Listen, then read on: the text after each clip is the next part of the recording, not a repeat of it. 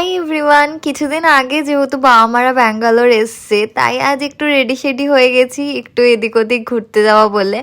আর সত্যি বলতে ওই স্যাটারডে সানডে ছাড়া তেমন সময়ও হয় না, আর আজ ছিল তো স্যাটারডে, তাই বেরিয়ে পড়েছি।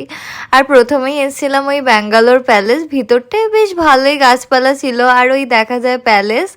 আর আমি আজ পরেছিলাম এই আউটফিটটা, আর এই দেখো প্যালেসটা একদম কাছ দিয়ে। আর আমরা প্যালেসের ভিতরে ঢুকিনি, বাইরে থেকেই দেখেছি। তারপর আবার বেরিয়ে পড়েছি ইসকন যাওয়ার জন্য, আর চলেও এসেছি। এটা ছিল ভিতরে ঢোকার রাস্তাটা, আর এখান দিয়ে মন্দিরটা বেশ ভালোই দেখা যাচ্ছিল প্রায় পুরোটাই। আর এটা হলো বাইরের ভিউটা। ফাইনালি চলে এসেছি লাইন দিয়ে এগিয়ে।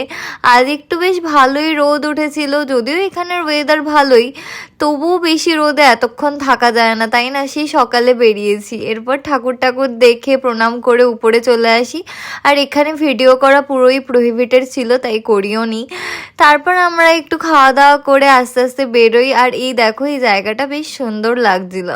তারপর আমরা চলে আসি লালবাগ বোটানিক্যাল গার্ডেনে। আর এই জায়গাটা তো পুরো পার্কের মতন ছিল, আর আমি এখানে কিছু ভাট বকছিলাম তাই কেটে দিয়েছি।